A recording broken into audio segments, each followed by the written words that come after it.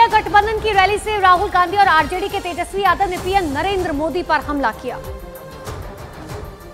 शक्ति की मैं बात कर रहा हूं। उन्होंने उनका गला पकड़कर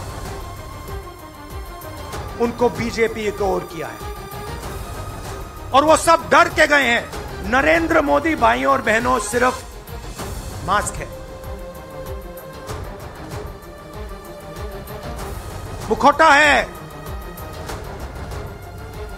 जैसे ये बॉलीवुड के एक्टर हैं, उनको रोल दिया गया है कि भैया आज सुबह आपको ये करना है, कल आपको ये बोलना है, परसों आप ये करोगे, सुबह उठ के समुद्र के नीचे जाओ, चलो सी प्लेन में उड़ो। 56 इंच की छाती नहीं है, खोखला व्यक्ति है। हम मोदी जी को चैलेंज करते रहे, मोदी जी सबसे पहले, बाद में जो गारंटी देना देना, लेकिन अगर मेरा चाचा का गारंटी देके दिखा दो पहले कि वो फिर से पलटेंगे कि नहीं पलटेंगे।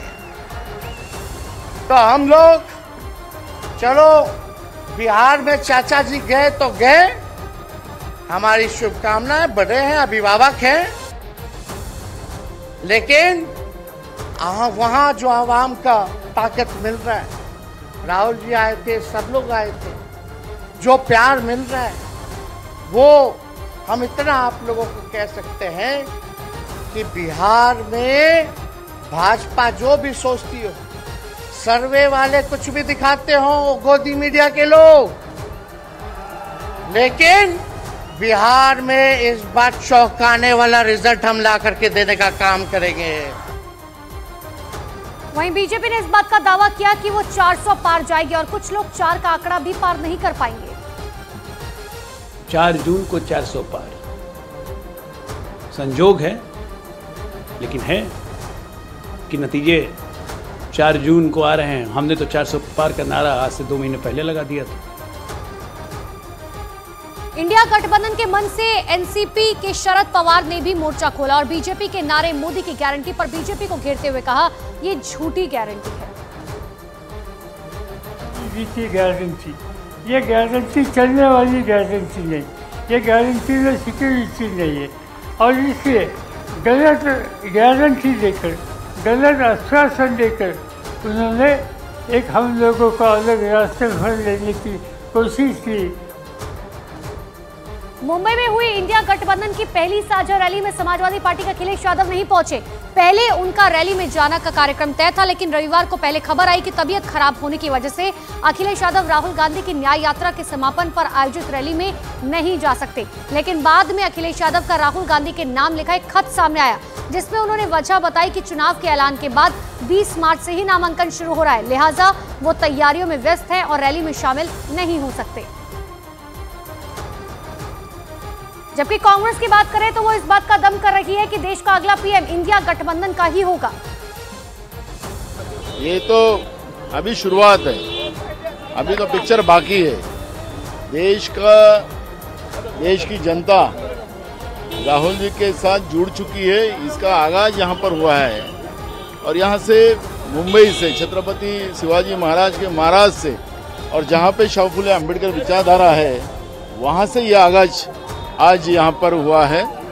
और शुरुआत जहाँ अच्छी होती है, शुरुआत जब अच्छी होती है तो उसका अंत भी अच्छा होता है। आपने देखा कितनी रैली, बढ़िया रैली हो गई, कितना उसमें करंट था और ये करंट यहाँ दिखाई दे रहा है, वो देश में दिखाई देगा। ये रैली का परिणाम ऐसा होगा कि सरकार बदलेगी, इंडिया की सरकार आएगी, जो पीएम बनेगा वो इंडिया का होगा।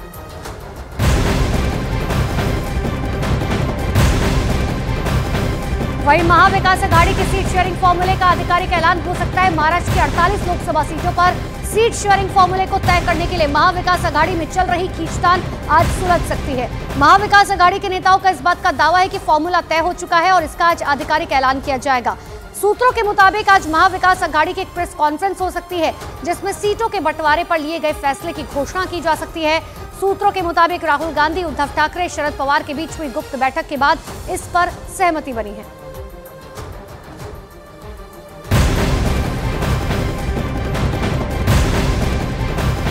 सूत्रों के हवाले से भी बड़ी खबर सामने आ रही है कि सीटों का बंटवारा कुछ इस तरह से होगा कि महाविकास आघाड़ी में उद्धव ठाकरे की शिवसेना अपने पास 23 सीटें रख सकती है, जबकि कांग्रेस को 15 सीटें मिल सकती है।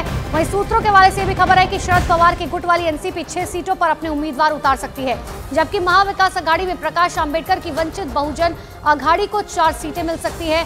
वहीं सूत्रों के मुताबिक महायुति में बीजेपी को 30 सीटें मिल रखी है, तो एकनाथ शिंदे गुट वाली शिवसेना को गठबंधन में 13 लोकसभा सीटों पर प्रत्याशी उतारने का मौका मिल सकता है, जबकि अजीत पवार के गुट वाली एनसीपी 5 सीटों पर लोकसभा चुनाव लड़ सकती है।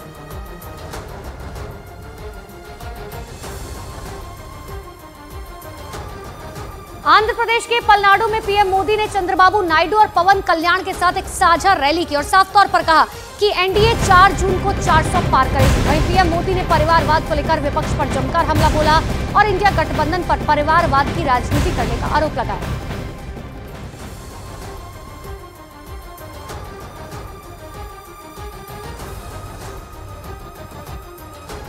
सब देखिए, ये संयोग देखिए, इस बार चुनावों के परिणाम 4 जून को आने वाले हैं। अब पूरा देश कह रहा है 4 जून को 400 पार। विकसित भारत के लिए 400 पार। कांग्रेस पार्टी है जिसका एक ही एजेंडा है, गठबंधन के लोगों को यूज एंड थ्रो करना। आज कांग्रेस को भले ही मजबूरी में इंडी अलायंस बनाना पड़ा हो, लेकिन इनकी सोच वही है। ये बीजेपी है, एनडीए है, जो हमेशा पार्टी लाइन से ऊपर उठकर देश के लिए समर्पित नेताओं का सम्मान करती है। पीएम नरेंद्र मोदी लोकसभा चुनाव के नजदीक होने के बीच दक्षिण राज्यों में बीजेपी की पहुंच बढ़ाने के लिए ताबड़तोड़ रैलियां कर रखी है। आज पीएम तेलंगाना, तमिलनाडु और कर्नाटक का दौरा करेंगे। तेलंगाना के जगत्याल में सुबह 11:30 बजे पीएम जनसभा को संबोधित करेंगे। दोपहर 3:15 बजे कर्नाटक के शिमोगा में पीएम की जनसभा होगी और फिर शाम 4:45 बजे तमिलनाडु के कोयम्बटूर में पीएम रोड शो करेंगे। रात को कोयम्बटूर के सर्किट हाउस में ही पीएम रुकेंगे।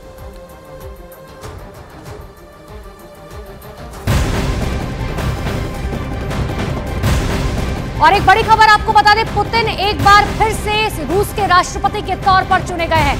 करीब 87% वोटों से राष्ट्रपति चुनाव एक बार फिर से पुतिन ने जीत लिया है।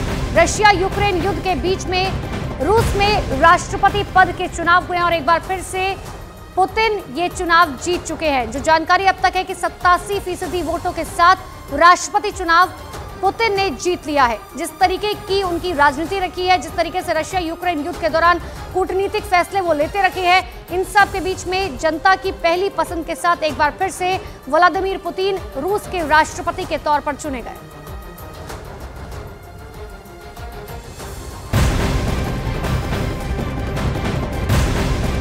बड़ी खबर, ईडी ने अरविंद केजरीवाल को एक साथ 2 समन्स भेजे हैं। दिल्ली जल बोर्ड केस में ईडी ने आज केजरीवाल को पूछताछ के लिए बुलाया, तो वही शराब घोटाला मामले में अरविंद केजरीवाल से ईडी 21 मार्च को पूछताछ करेगी। बड़ी जानकारी आपको दे रहे, 2 समन्स अरविंद केजरीवाल को भेजे गए हैं। साथ ही आज एक समन को लेकर पूछताछ की जाएगी, लेकिन देखने वाली बात होगी कि क्या अरविंद केजरीवाल जाएंगे या नहीं जाएंगे।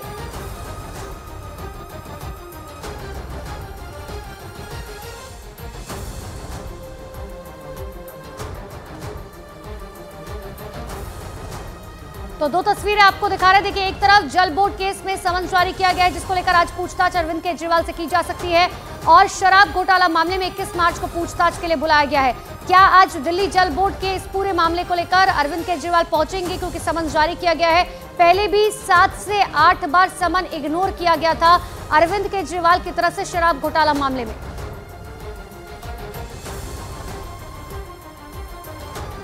ईडी का समन आया है केजरीवाल को, और 9वीं बार उनको आया समन, लेकिन उनकी पार्टी यही कह रही है कि राजनीतिक साजिश के चलते ये पूरी कार्रवाई हो रही है। देखिए, अब अरविंद केजरीवाल के पास अपनी बेगुनाही में कहने को कुछ भी नहीं बचा। अभी 2 दिन पहले वो 8 सम्मन का अवहेलना करने के लिए जेल जाने की स्थिति में थे, तो उनको बेल लेना पड़ा। कोर्ट ने कहा गो एंड ज्वाइन इन्वेस्टिगेशन। अब अरविंद केजरीवाल को दिल्ली की जनता भ्रष्टाचारी मान चुकी है, क्योंकि दिल्ली की जनता को ये पता है कि टूटी गलियां तो नहीं बनवाए, अपना राजमहल बनवा लिया। लोगों को साफ पानी तो नहीं दिए, अपने लिए करोड़ों की गाड़ियों का काफिला तैयार कर लिया। दिल्ली की जमुना जी को तो साफ नहीं किए, लेकिन अपने लिए दुनिया की सारी सुविधाएं, रिमोट से चलने वाली सुविधाएं, टाइल्स से लेके और टॉयलेट तक, इंटरनेशनली शायद कोई बहुत बड़े देश का राजतंत्र का राजा भी न रखा हो, वो व्यवस्था किए। दिल्ली की जनता खून के आंसू रो रही है और ये बार बार चाहती है कि जब किसी के पास जवाब ही नहीं है तो उसको इतना मौका क्यों दिया जा रहा है।